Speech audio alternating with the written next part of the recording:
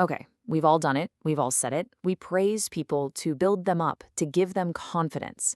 But what if one of the most common compliments we give, telling someone they're smart, is actually doing the exact opposite? Today, we're going to dig into the surprising science that shows how certain kinds of praise can seriously backfire. So let's start with a puzzle. You tell a kid or even a colleague, wow, you're so smart. You're trying to make them feel good, right? But what if that simple phrase was actually planting a seed of fear? The fear of not looking smart the next time around. It sounds crazy, but that's exactly the paradox we're going to unravel. And this brings us to a real head-scratcher that researchers started noticing back in the late 1990s. They were seeing this pattern in children's behavior that just didn't add up. It was a genuine paradox at the very heart of how we try to encourage one another. What they saw was this. The very kids who were constantly told they were brilliant, the gifted ones, were often the most likely to shy away from a real challenge. They'd rather do something easy and succeed than try something hard and risk failing. So the big question was why? Why would being told you're smart make you afraid to put that intelligence to the test? Well, the theory behind all of this comes down to one powerful and now very famous concept: mindset.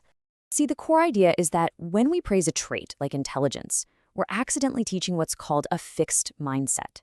We're sending a subtle message that intelligence is this finite thing that you're just born with. You either have it or you don't. Kind of like having blue eyes. You can't really change it. And this is where things get really intense. Because if you believe your intelligence is fixed, then every single task, every assignment, every project, it's not a chance to learn anymore. It's a test, a high-stakes test of how smart you are. And if you fail, well, that's not just a stumble. It's a final verdict that says, see, you're not smart after all. So to really see if this theory held water, psychologist Carol Dweck and her team set up this beautifully simple but incredibly revealing experiment. And what they found was, honestly, a game changer. So here's how it worked. They took a bunch of fifth graders and gave them a pretty easy puzzle, something they could all solve without too much trouble. After they succeeded, the researchers praised them.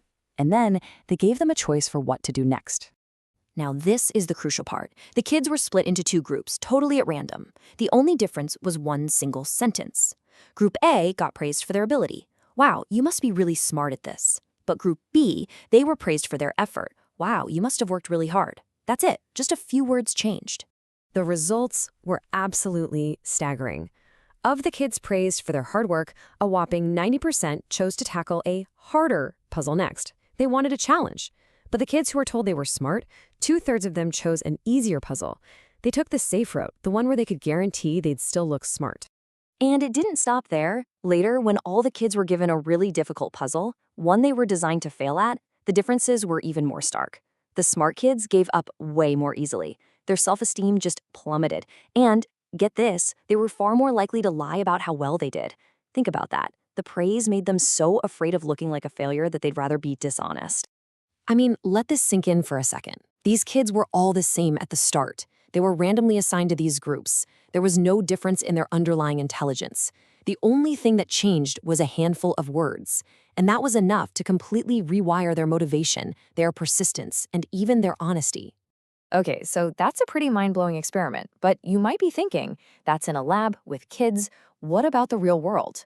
Well, it turns out these ripples of praise affect almost everything we do, at school, at work, in our relationships.